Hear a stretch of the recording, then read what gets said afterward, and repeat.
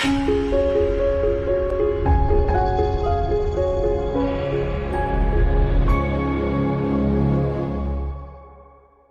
you. And I'm going to make sure I share the right thing. So you should be able to see my slides. Let me pop Yep. out.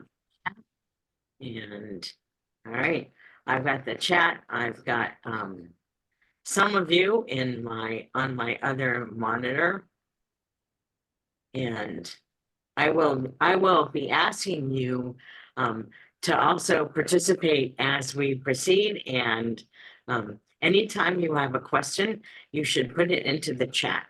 Because I'm sorry to interrupt, Johanna. I think your audio is just a little bit garbled, just not real clear.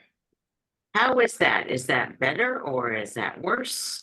I feel like it's about the same. you know what? I just realized that the people doing the lawn are not here. Tomorrow they are here now. Let me try a headset. Let me audio. That will take me a minute. No problem.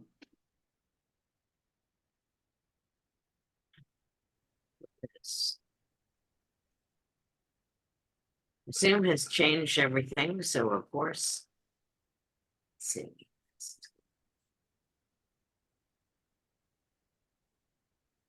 Well, she's working on that. All right, let me try this. Is this better? Much better, much better. Oh, fine. Okay. Yeah. And it did not even take me. Oh, well, that's good to know. Okay. So I think we're okay now. Yep, we're okay now. All right. So let's talk about visualizing your Agile approach and thinking about practical ways to increase your agility.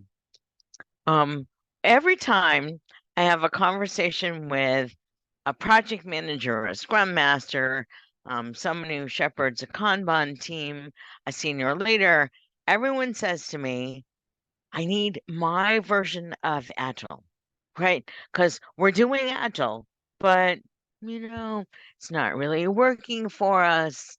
We have many, many problems.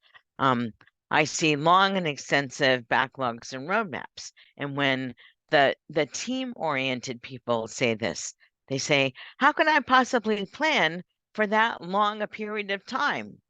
And that often leads to feature factories, because while there might be a product strategy from 6 months ago, it's not the product strategy we need now.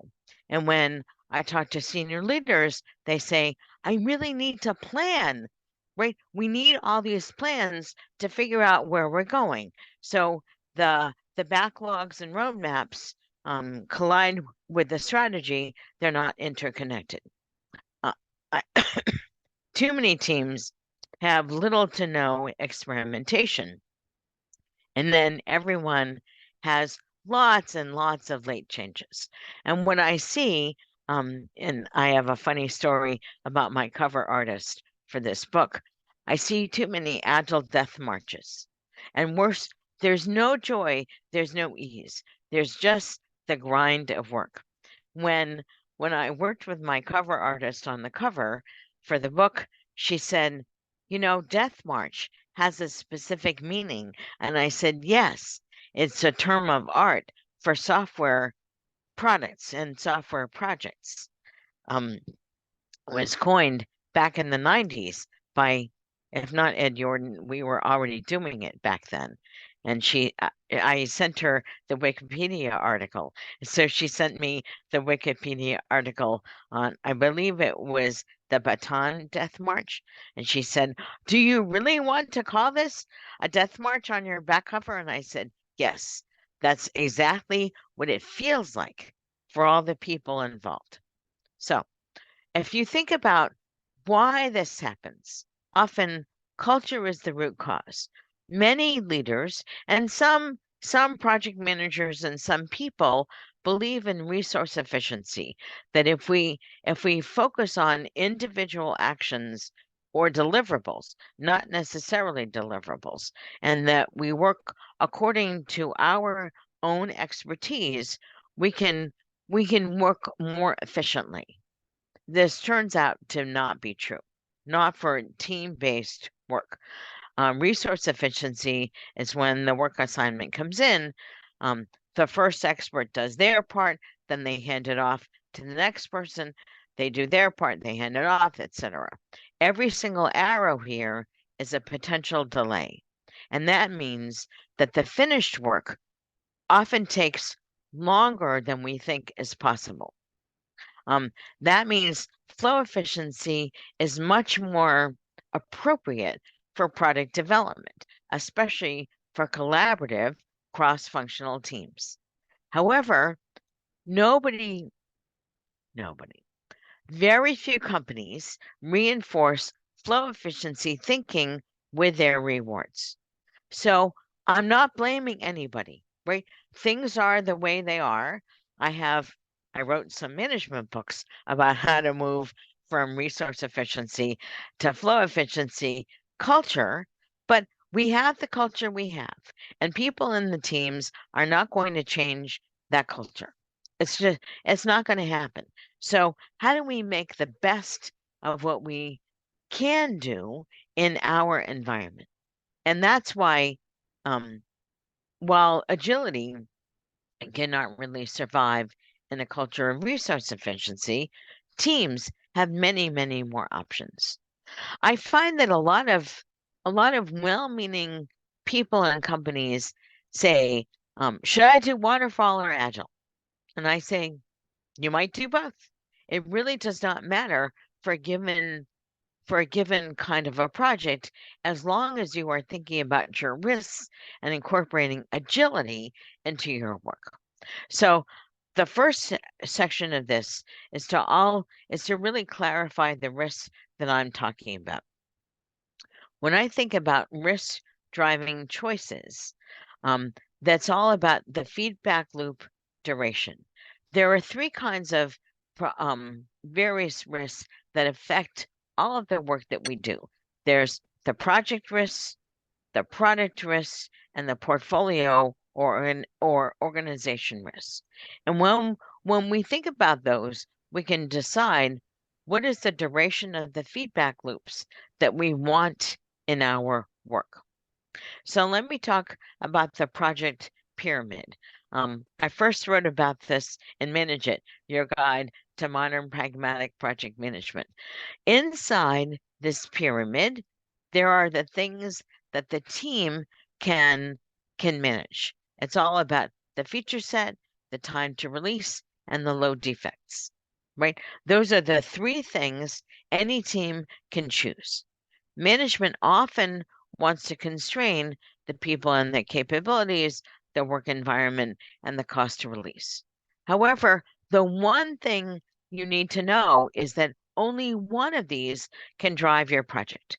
You've probably heard of pick 2 out of 3 and the risks are a 3-legged stool and it's never the same 3 legs. No.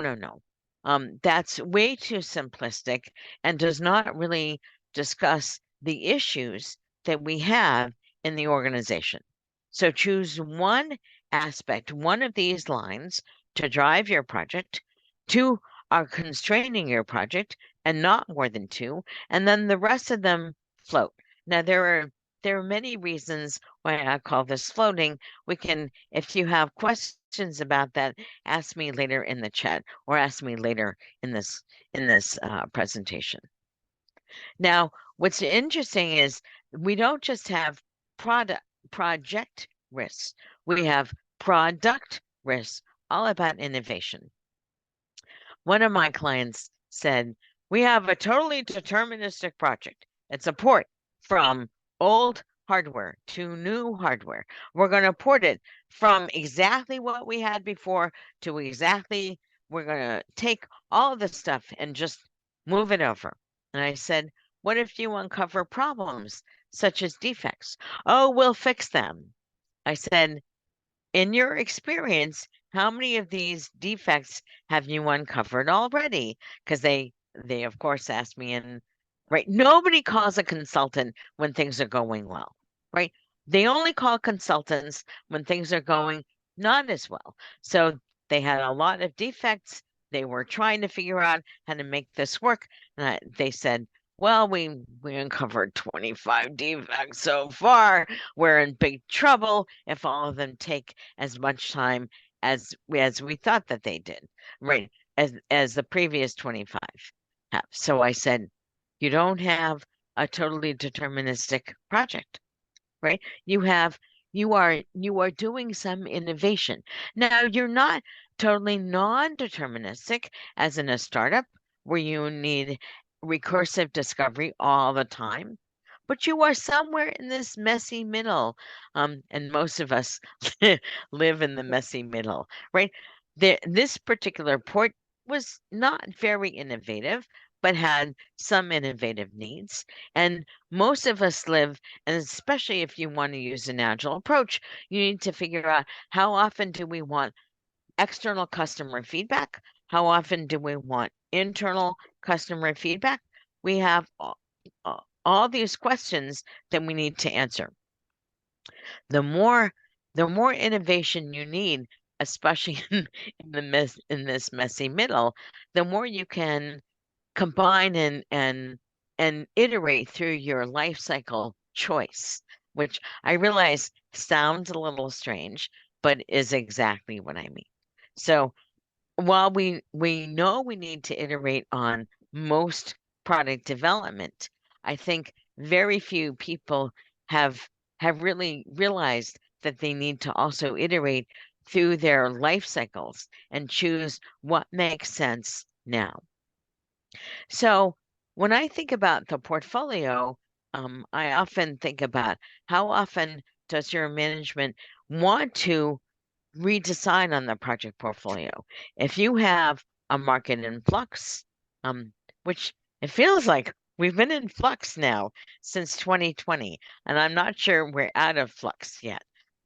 If you have a startup, if you don't have enough stability because of anything, right, for longer decisions, that means you need to reassess the portfolio much more often.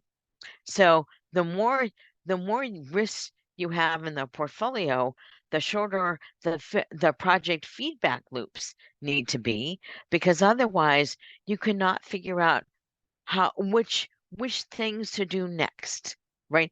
The portfolio needs will guide your choice of projects and the features you do in those projects. Okay. And yes, the slides will be made available afterwards. So let me first say an agile approach is not a life cycle. An agile approach is a cultural change. It's not, with apologies to my mindset friends, it's not a mindset. God, I have had the mindset of losing weight for a very, very long time. However, I have had to change my practices over time, and I have had to change my culture when it goes to food, right? So a mindset is not sufficient. Specific practices are not sufficient. Instead, any agile approach requires a cross-functional team that limits its WIP, its work in progress, and that WIP is ranked, and the release is often for feedback. They learn from what they did, right? This is my general agile picture. So I would like you to consider the adjective agility instead of the noun agile. First, agile is supposed to be an adjective, and instead think of agility as something we might want more or less of depending on our need for innovation. So I'm going to talk about how to choose a life cycle in a second, but think about how these, well, I'll talk more about them.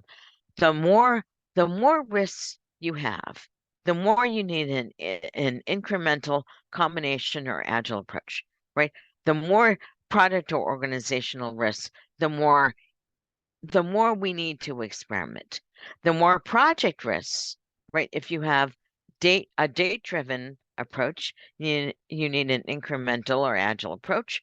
The more you want to focus on low defects, the more you need an incremental or agile approach. And the more you want more features, the more you might want an iterative or agile approach. So if you want general guidelines, if you know what you need to do and it's a very short time frame, yes, you might be able to use a serial such as a waterfall or phase gate or an incremental life cycle. But a longer time frame, longer than 6 weeks to 8 weeks, almost anything other than a serial approach will work. Okay, one thing, agile teams work through the architecture to deliver. If you are not working in slices through the architecture, I do not see how you can really get enough work done in a short enough time for frequent feedback, right? Working through the architecture allows frequent feedback. So, and the more risks you have, the more you need to reduce the feedback loop duration. So in the chat, I'm going to ask you to put in a number, and this way you can retain at least some of your an anonymity. But I would like you to think about your collaboration on a scale of 1 to 5. 1 is everyone works alone unless there's an emergency. And 5 is the team always collaborates on everything. No one works alone. 5 is best. 1 is unfortunate. So let me look at the chat. I see a lot of 3s, 2s, 4s, 3, 4, 3, 5, 3, 4, 2. Yeah. So a lot of you are in the middle. Right? We collaborate on urgent issues. And sometimes people work together and sometimes people work alone. The more you can, as a team, the more you can be in the 3 to 5 range, the more likely you are to shorten your feedback loops, right? Collaboration shortens feedback loops. Is it bad if you are down here? Well, it's probably a culture of resource efficiency. So really think about what you can do for agility, not because you are bad people or a bad organization. It's the culture, right? I feel like I'm channeling what is that guy Carville, the guy who said it's the economy stupid for the election. It's the culture, right? It's always about the culture. So if you are here in the 1 and the 2 area, don't try and bounce up against your culture. Instead, talk about the duration of the feedback loops and say, if we could collaborate on urgent issues, if we could collaborate more as a regular thing, we could reduce our feedback loop duration. And that would allow us to deliver more often, get feedback from customers, do whatever the thing is that is the why for your agile approach, right? That's the whole point for this. Steve said culture eats agility for lunch. Yes, culture eats everything for any meal. Okay. So let me talk a little bit about life cycles and what I mean. So a serial life cycle is supposed to look like this.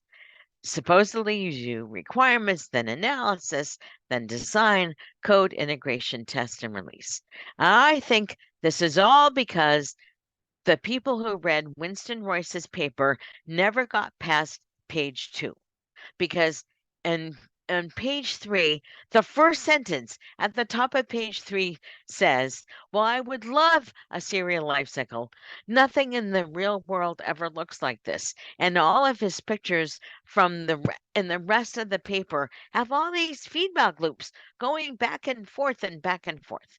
So, but people, especially managers, love this because it looks so clear. It looks as if it's a simple matter of execution. Now, I am not a big fan of upfront planning. I don't even plan my books upfront. I never outline a book. I have a user journey. A user journey is very, very different from a lot of upfront planning in a roadmap or a backlog.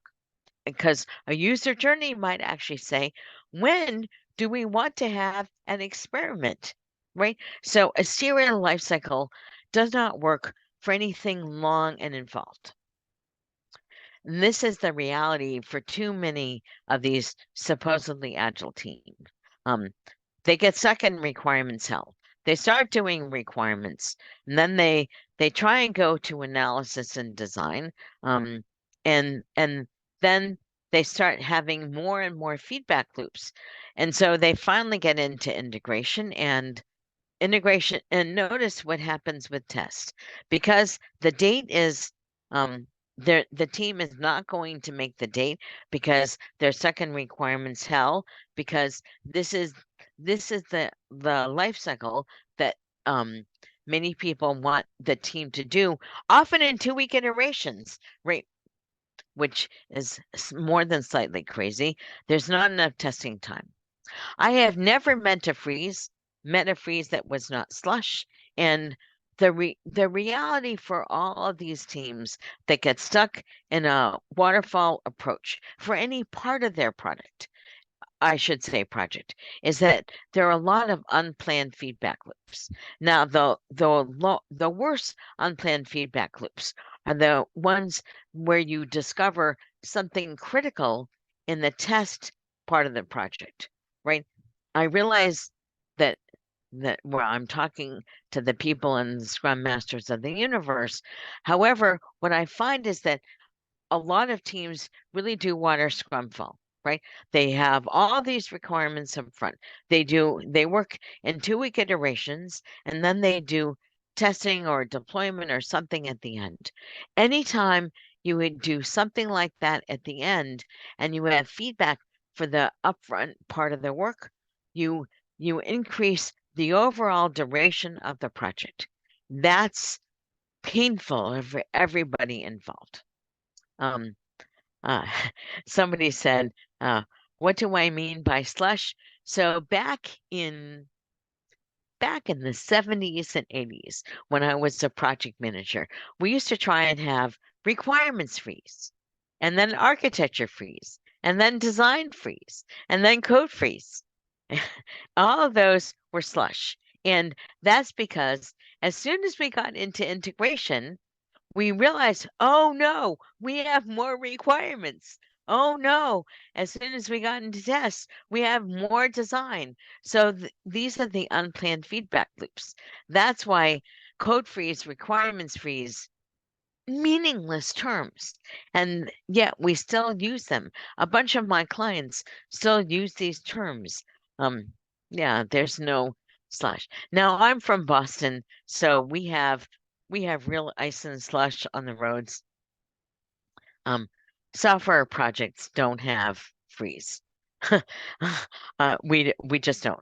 We only have slush. Yeah, we can freeze some of it until we learn something more. Now, the iterative life cycles are very different. These are all about refining prototypes. Barry Beam came up with the spiral model, and then there's evolutionary prototyping. And even if you use SAFe, unless the teams release something somebody can look at from the first time box, and I prefer a 2-week time box if we need time boxes. It's really a great iterative life cycle, but it's not agile in any real sense of the word. Now, the whole point with refining prototypes is we have the requirements. However much time you spend on requirements, that's up to you. Then there's designing and implementing the initial prototype.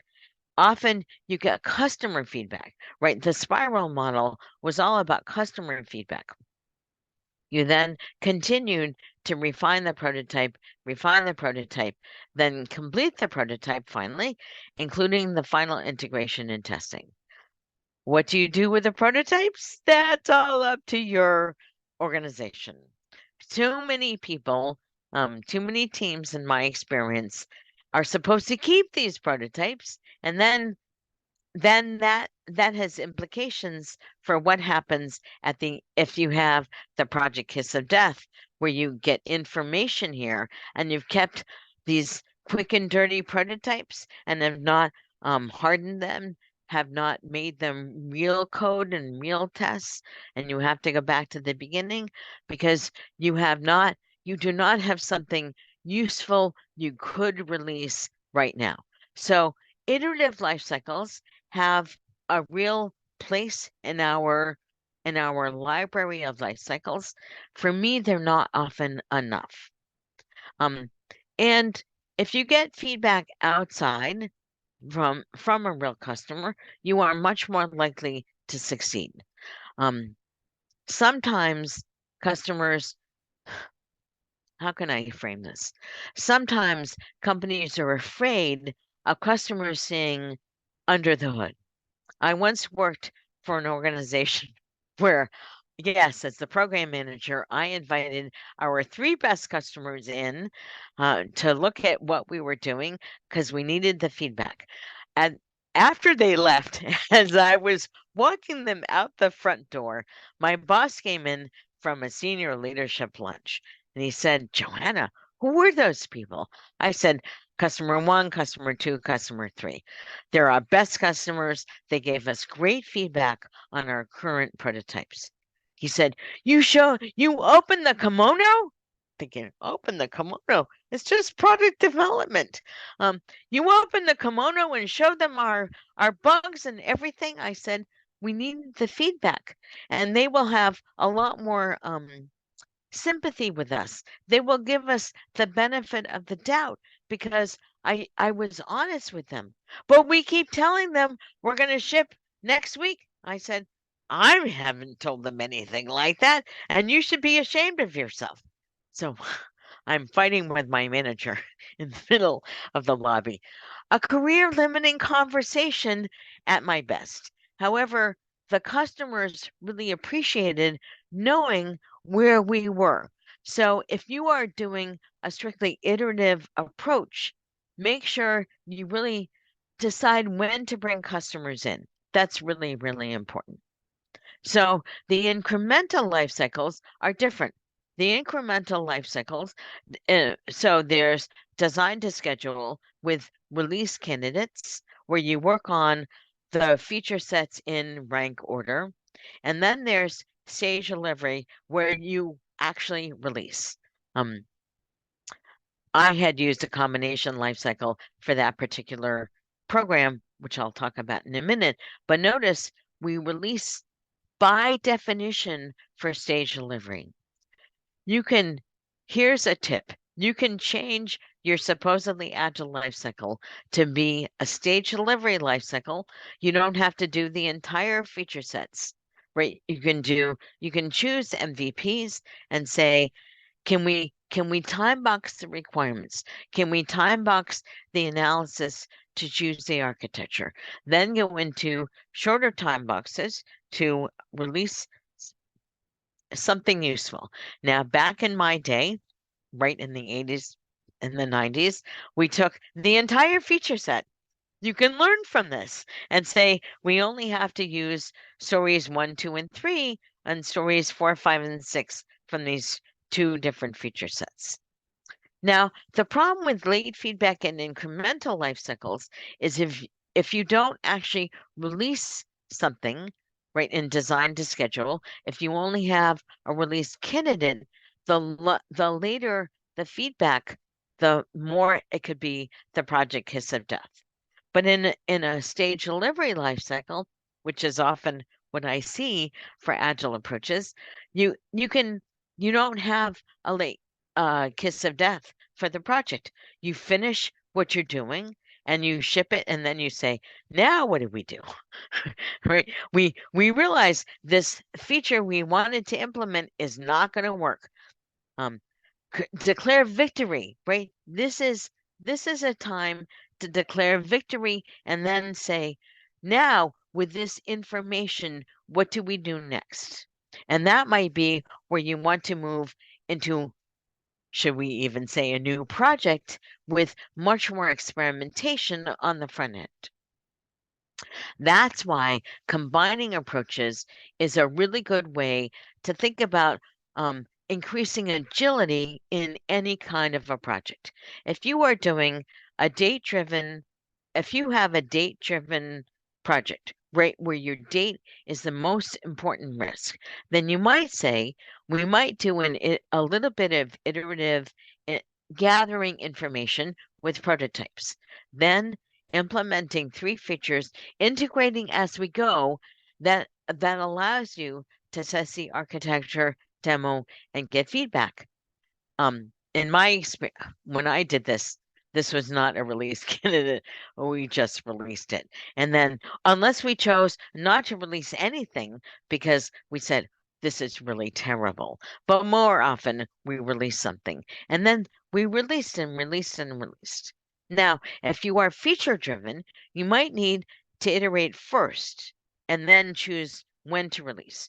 So one of my clients back in the middle O's was using a 6-week time box to do evolutionary prototyping to make sure the customers would be happy. They invited their customers in since this was an internal project for the platform for their large program. Their customers were all in, the first customers were all internal. So that this 6-week time box allowed them to say, is this enough information? This was a decision point for them. Could they release something like this? And that allowed them to choose whether or not to do another 6-week time box or release something, right? They at the time they were having trouble fitting everything into a time box, into their 6-week time box. So I was talking with the program manager and she said, maybe I should make this an 8-week time box. And I said, no, make it a 4-week time box or a 3-week time box or a 2-week time box because your features are too large. People are starting them and not finishing them fast enough to get the feedback. Oh, I did not know at the time when I was saying. I did not know then about cycle time. So it's kind of funny. So if you have component teams, and I find a lot of teams are really component teams, that's where you have that you work across the architecture, not through it. So you have a UI team, a middleware team, a backend team, and a test team. In that case, if you're the project or program manager, you will need to manage the overall thinking about when to prototype and when to release and how to work in the highest ranking work. However, I recommend every single team check in something every single day and create a policy, right? That you never leave work without checking in something that's finished that offers the inside team, right? The project or the program team feedback about what they could be releasing next, and then release as often as possible. Now, most of you are very familiar with Agile approaches, and most of you are using some form of time boxes, right? And if you're using Scrum, that's the time box you can use. And remember, the shorter the iteration, the faster everyone learns. Now, a Kanban system does not need time box, not a 2-week time box, right? In Scrum, the time box limits the WIP. And the Kanban approach, the Kanban board limits the WIP for everybody. And so every single feature is we always clarify the requirements. We do the analysis, design, build, test, release, and deploy. However you do this, the team always finishes work on a regular basis, right? I happen to like 1 and 2 day stories. That's me. That's how I work in my own business. Most of you, well, maybe I should ask, anyone else here doing doing a 1 or 2 day stories. If you can say, yes, I do 1 or 2 day stories, that would be great in the chat. Or anyone else? Is it just me? Yes. Yes, Jamie. I thought you might. Okay, so I'm not the only one. Oh, aiming for 3 days is not bad. Fewer less than a week, that's a challenge. You might think about how to get everybody on one story. So the shorter your cycle time, the faster you can finish this particular story and get feedback on it, right? It's all about the learning loops, the feedback loops. So let me ask about the poll for your WIP limits to enable agility. Again, this is 1 to 5, where 1 is unfortunate, especially if you think you can never say no, and 5 is we always limit WIP.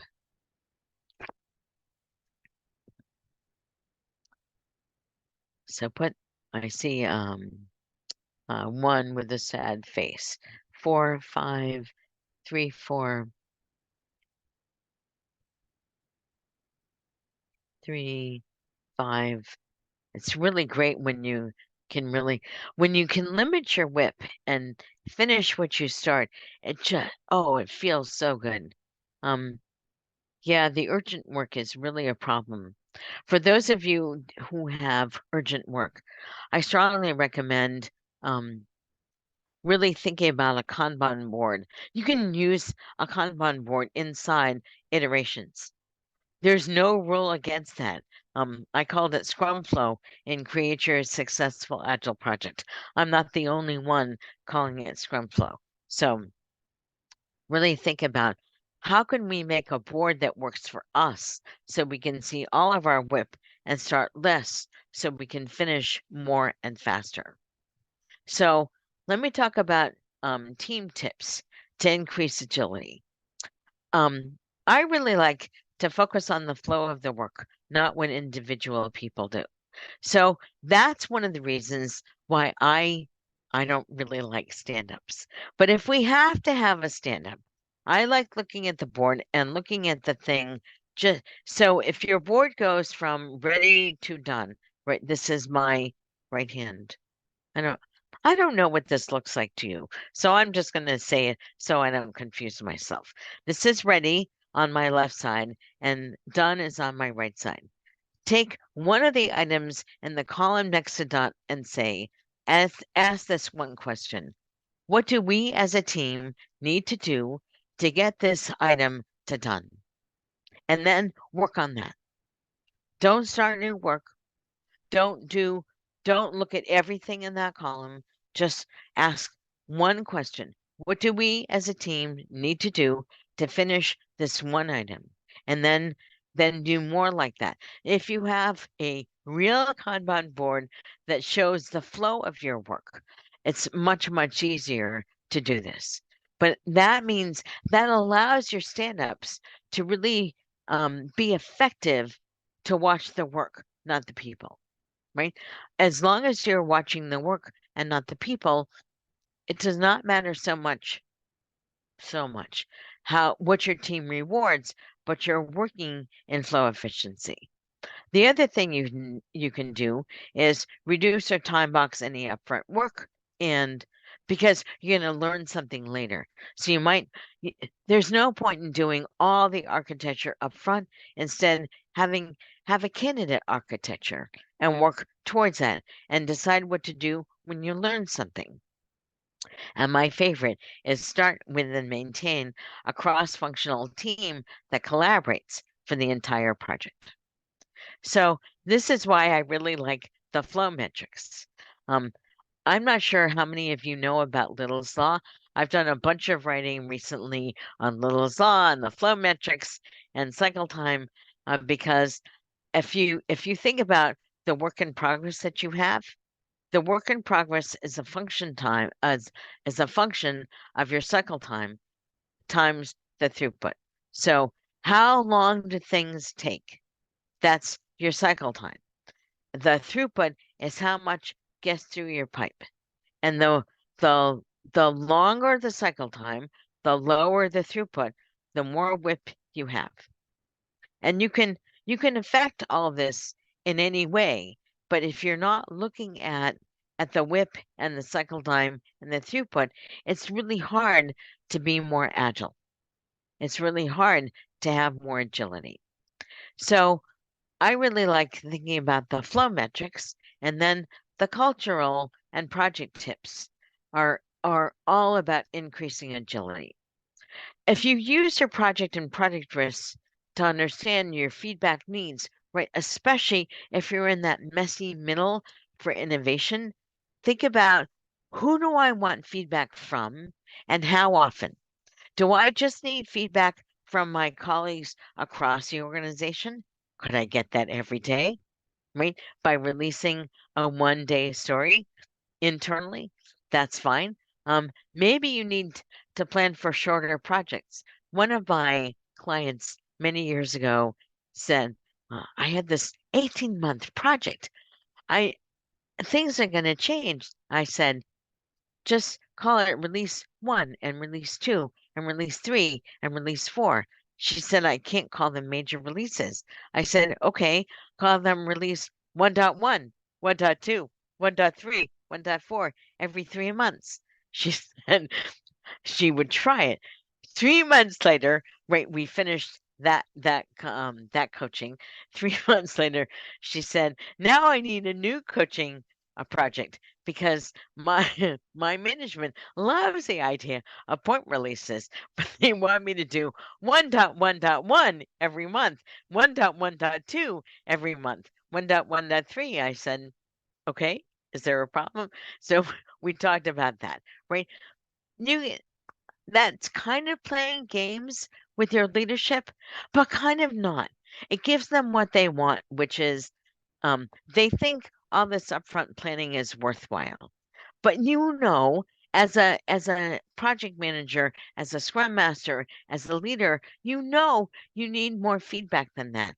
So whatever mind games you have to play that make the senior leadership feel better, do that, right? Don't tell them they're wrong for wanting this thing.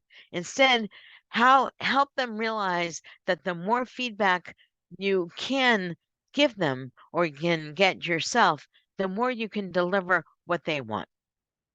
And that's why I say deliver and demo something at least as often as once a month. The more often you deliver and demo, the more likely your leadership is to trust you to deliver and then demo more. So really less planning and more delivering is the real point of agility. We use agile approaches to fulfill customer needs, right? Nobody ever cares about agile. Well, I should say no senior leader cares about agile, right? Management does not care about agile.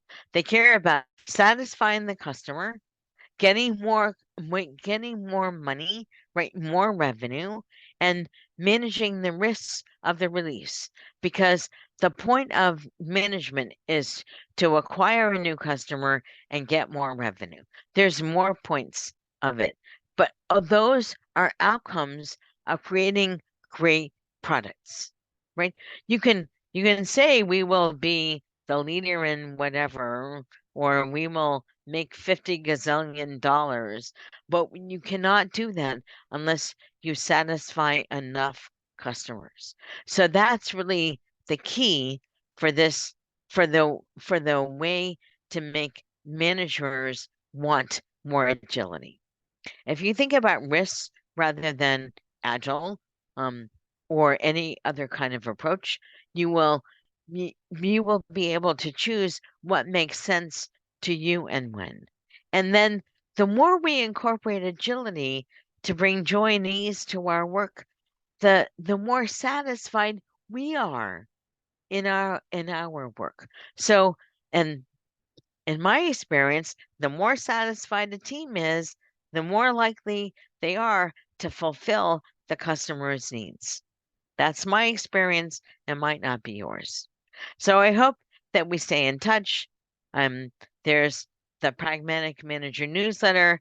I hope that you link with me on LinkedIn. The book is here. Yes, I've been writing a lot. I'm going to stop the share and see what kind of questions we have. Oh, yeah, I can see so your smiling faces. Okay. let's see here. Let me try to get back to the first one. So Saruchi asks, how do you handle a situation when there is a gap between external feedback and internal feedback? Gap as in they are kind of contradictory. So this is actually a really great question.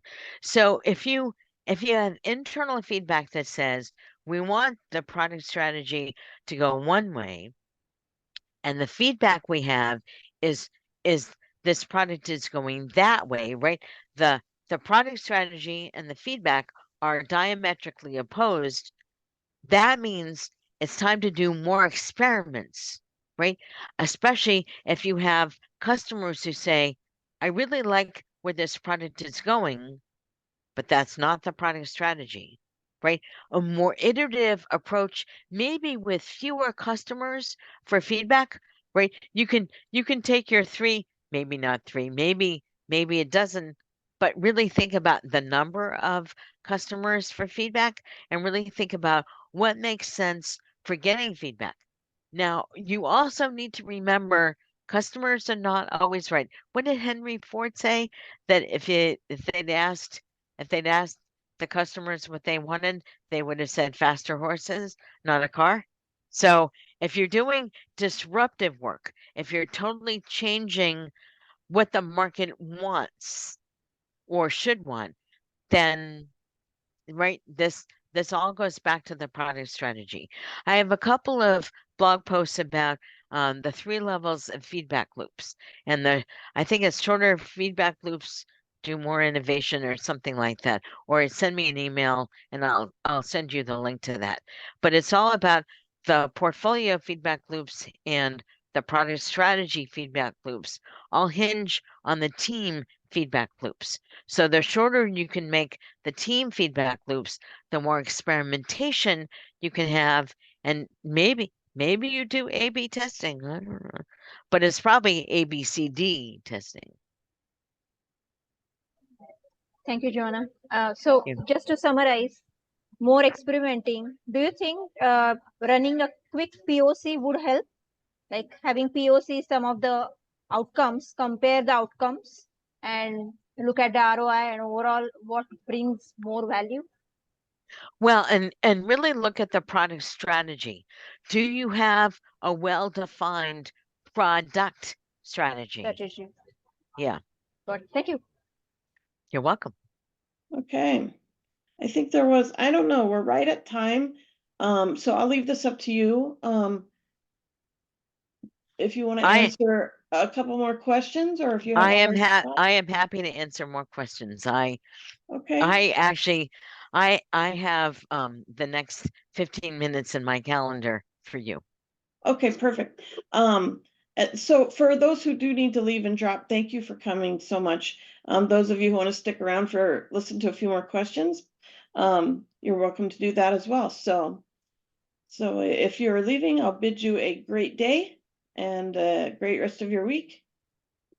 And then we'll go right on to the next question, which is, okay, so Jan wrote about prototyping, and she said the issue with prototypes is having enough staff to create them and get the feedback while others are working on what's been promised.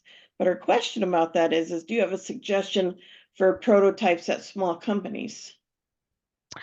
Yes, I strongly recommend you rank the value of the prototype against the value of what was promised using cost of delay and rank them against each other. I often find it's a false economy to say we must do everything that we promised, because often what we promised is a function of what we knew then, not what we know now. And if you start thinking about cost of delay for learning, right? Prototype can, especially if the entire team spikes it, then you can spend a day on learning, right? A day a week on learning with a prototype, and then maybe the next 2 or 3 days on doing what was promised. My experience is a lot of what was promised we no longer need. And if you use cost of delay for the learning or the delivering, whatever it is, you are much more likely to understand what you need to do. So it's my experience is it's a false economy, and I think I will blog about this. This Yeah. is a really Seems good like question. it is. Yeah. Good topic. Yeah. I would love to see Yeah. that. Yeah. Okay. All right. I would love that. So Karen has been waiting very patiently. She has a question. So how do you address or respond to project leaders where the response to high risk is going for more certainty and less experimentation? Does your, you open the kimono example relate to this type of mindset? So I do any number of things. Is it Karen? Is it Karen's in it? Karen, Okay. yeah. So Karen, now I'm a consultant, and even when I was inside the organization, I was not known for managing my mouth. Right. So you need to take this with at least several grains of salt. But I So it could always be a CLM. career limiting conversation, yes. Career limiting move. However, Career limiting move. However, one thing I always asked my managers was, when do you want to know the bad news? Because the earlier I can give you the bad news, the more options we have to deal with it. And right, thank you, Marco. And I find that one question really helps people think about the certainty. And I say to them, I have a bunch of blog posts about prediction and certainty, and I don't know where you live, but I live in Boston. Well, I live outside of Boston, right, just outside of Boston, and every time I have to go see a client in the financial district, and I plan for an hour and a quarter. It should only take me 35 minutes, right? But I have been in traffic where it took me a total hour. And the last thing I want to do is get to the client late and sweaty and irritated. And that's just not what I want. So I say to them, if you really want certainty, let me show you a time series of our cycle time. And I have a blog post about that. And if you want certainty, then we have to plan for the 90% cycle time. And if you are willing to live with less certainty but more frequent feedback, we can plan for the 50%.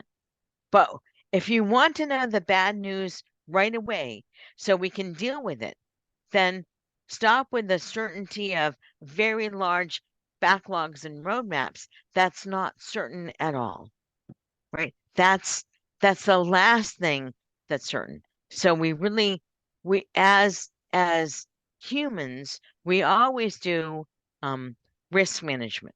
And we need to help our managers realize risk management is the responsible thing to do, not certainty.